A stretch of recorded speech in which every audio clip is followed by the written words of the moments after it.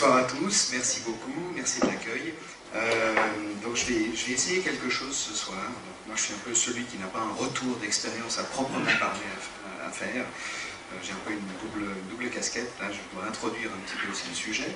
Donc je vais faire ça dans un premier temps et ensuite je vais partir sur un peu un constat et puis évoquer peut-être des choses qui sont là plutôt pour stimuler la discussion et voir stimuler des possibles futurs aujourd'hui dont on n'est peut-être pas complètement conscient. Voilà, donc l'idée de base derrière cette présentation, le titre est un peu obscur, hein, des réseaux sociaux au réseau social. C'est une chose que vous comprendrez plutôt vers la fin de la présentation. J'ai souhaité conserver ce titre-là pour l'instant. L'idée vient en fait à la base d'une discussion passionnante qu'on a eue lors de la première causerie de la Muse avec Jean-Michel Cornu, qui était venu présenter, discuter, causer, et puis présenter aussi une plateforme qui s'appelle Imagination for People. Et puis donc c'est dans ce contexte-là qu'on avait embrayé sur une discussion qui m'a amené un peu à réfléchir à ces questions. Alors, peut-être juste... voilà. Donc ça, je vais aborder 4 points. Je vais passer un tout petit moment sur les propriétés. J'ai pas envie de m'étendre longtemps sur les propriétés des réseaux sociaux, des plateformes délibératives. Je préfère en revanche passer un tout petit peu plus de temps sur des exemples, juste pour contextualiser effectivement le cadre dans lequel s'inscrit, je dirais, la discussion aujourd'hui sur plateformes délibératives et réseaux sociaux. J'enchaînerai sur la partie, je dirais, qui est une identification de risque pour moi, et quelque part un peu les limites de la situation actuelle. J'estime qu'on est confronté à un problème et il va falloir qu'on trouve une solution.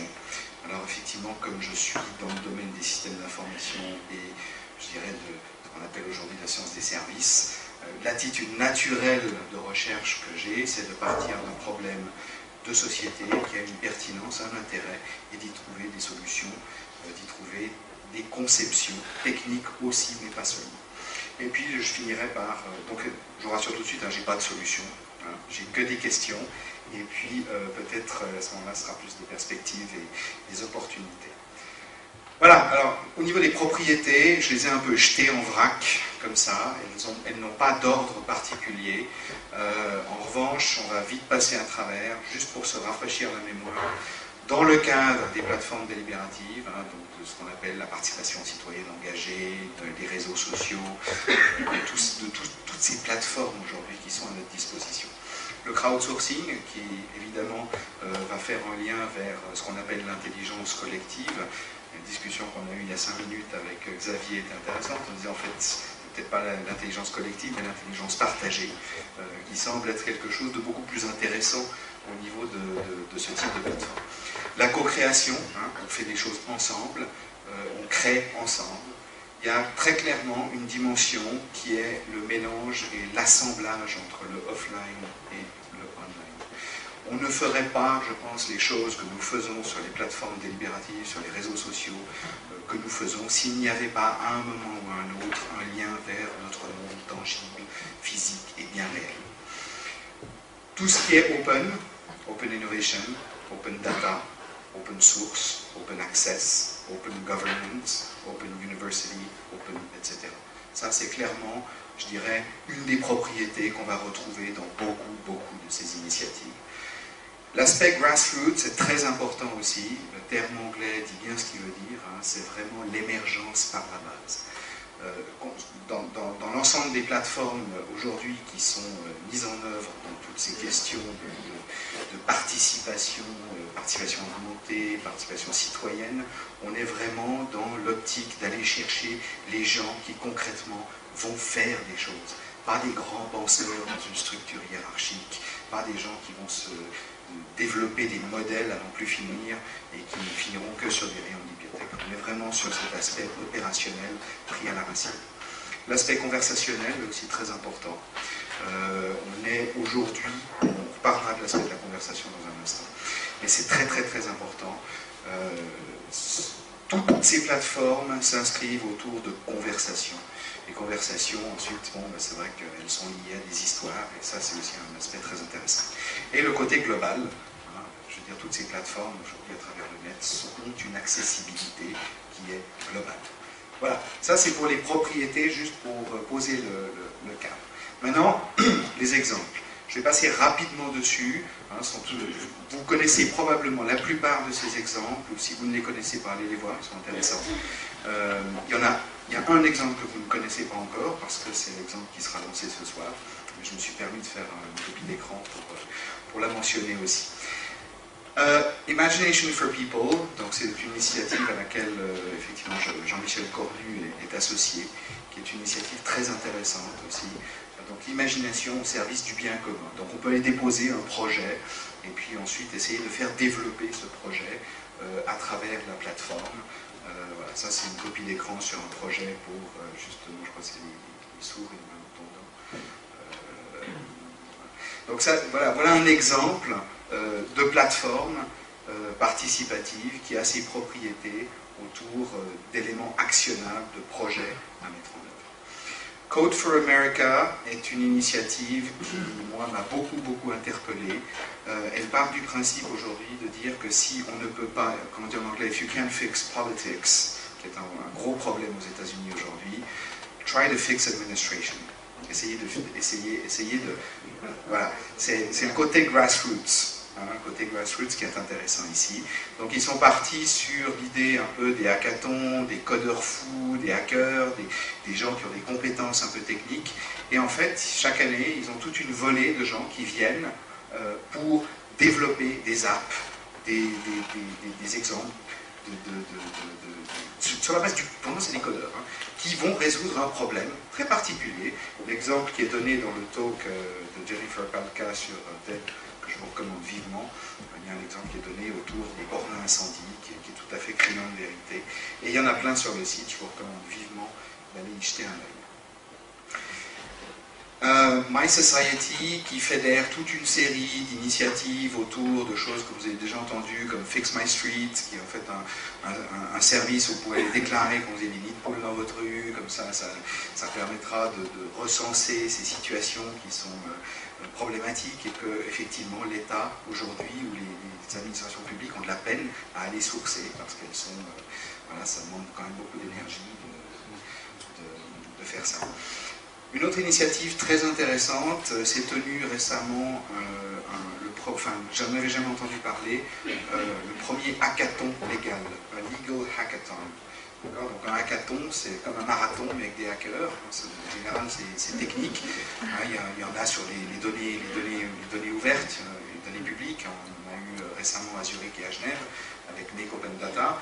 Là, l'idée, c'était de prendre des juristes et puis de les mélanger avec des hackers, des codeurs, et essayer de voir un petit peu comment est-ce qu'on pourrait travailler cette matière légale en joignant un petit peu le côté aussi geeky des gens qui réalisent des choses. Et donc eux, les gens qui sont derrière ce hackathon légal, en fait, avaient gagné un hackathon TechCrunch l'année dernière, où ils avaient en fait fait ce service qui s'appelle Open Legal Documents, qui est une plateforme où vous pouvez aller co-créer quelque part et utiliser des documents légaux comme des NDA, des contrats, etc. Et je trouve l'initiative absolument brillante. Larry Lessig, vous le connaissez tous, est à l'origine de Creative Commons et qui est parti donc, de la côte ouest pour Harvard, où maintenant il a la chaire d'éthique. Et donc aujourd'hui son combat se situe au niveau de ce qu'il appelle la corruption institutionnelle. C'est tout ce qui touche en fait à ces éléments qui sont institutionnellement et légalement inscrits, mais qui sont discutables, mais qui sont exploités notamment dans le cadre des campagnes américaines politiques, dans le cadre du Congrès américain, etc. Alors, il avait lancé cette initiative qui s'appelle Root Strikers, qui maintenant a rejoint United Republic. Voilà deux choses qui sont intéressantes à aller voir, et puis un talk qui explique justement cette migration de Root Strikers sur United Republic. Voilà. Avaz, vous connaissez, voilà, j'ai mis là Activism That Works. Hein, grâce à Avaz, on a pu repousser un projet liberticide américain au niveau de la surveillance Internet.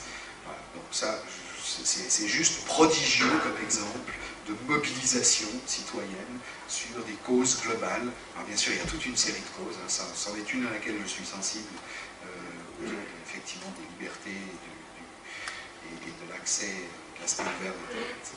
Voilà, je ne vais pas m'étendre là-dessus, hein, je crois que c'est le sujet aussi de la fin du FIRST. Mais voilà une autre initiative qui va dans la direction de tout ce qu'on appelle les World Cafés. Ceci aussi, qui est effectivement, je suis allé chercher sur Internet un petit peu, j'ai trouvé une image qui me paraissait parlante. Et là, je pense que c'est vraiment le côté grassroots et puis le côté offline qui est très important dans ces dimensions participatives et vraiment des choses, things that matter.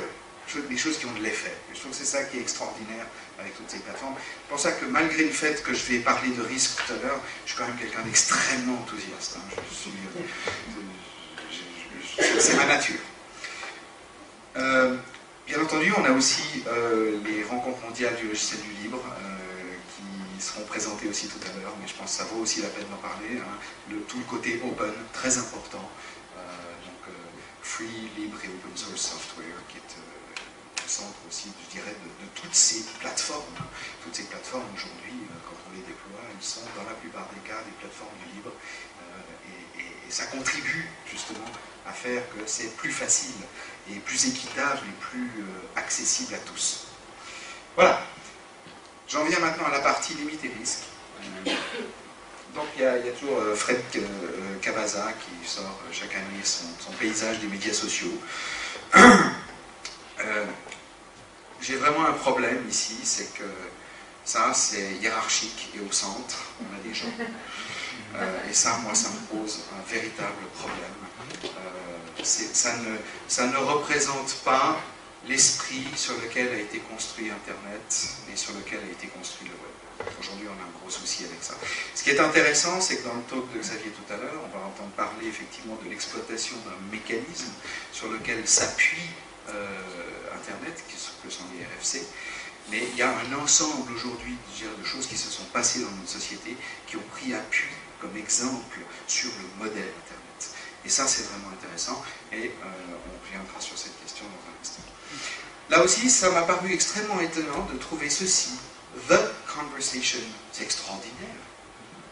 Y aurait-il une conversation, la conversation, au centre des médias sociaux aujourd'hui? Moi, j'y vois plutôt du bruit en silo. Quelle conversation? Celle de Google? Est-ce que c'est la conversation de Facebook? Est-ce que c'est la conversation de Twitter? Est-ce que c'est la conversation d'Imagination for People? Etc., etc., etc. Le risque ici, que je vois, c'est un risque de fragmentation. C'est-à-dire qu'on est en train de se centrer, on a mis des acteurs, qui sont des acteurs commerciaux, au centre de ces conversations. Comment est-ce qu'on fait pour que ces conversations transcendent les acteurs économiques? C'est là qu'il y a un grand enjeu à attaquer. Alors, Jeremy Bentham, 18e siècle, rien de nouveau, largement réutilisé par Foucault, le sociologue, beaucoup plus tard. Ce qui est intéressant dans c'est un design, hein, c'est un design de surveillance et puis de prison, c'est de trouver ceci. Au centre, vous avez le gardien de prison, l'entité de surveillance. Et autour, vous avez les prisonniers qui sont en rond. Le gardien voit tout le monde. Les prisonniers ne voient que le gardien. Ils ne se voient pas entre eux. Au XXIe siècle, alors on peut dupliquer la photo, vous pouvez remplacer le logo du milieu par Twitter, LinkedIn, ce que vous voulez, vos réseaux sociaux favoris. Mais en gros, voilà la situation dans laquelle on est. Vous avez un acteur de l'industrie qui est au centre et qui a une vision en panopticon de ses utilisateurs. Alors oui, ces utilisateurs, ils peuvent communiquer entre eux, comme le faisaient certainement les prisonniers, de cellule à cellule, mais ils ne se voient pas. Et ce qui est pire, c'est qu'ils sont centrés sur une seule prison. Ce qui m'amène à constater une nouvelle forme de fragmentation, une nouvelle forme de fracture numérique. Comment est-ce qu'on fait pour porter nos données d'un contexte à un autre. Donc chaque réseau social aujourd'hui est au centre d'un panopticon, au sens de Bentham.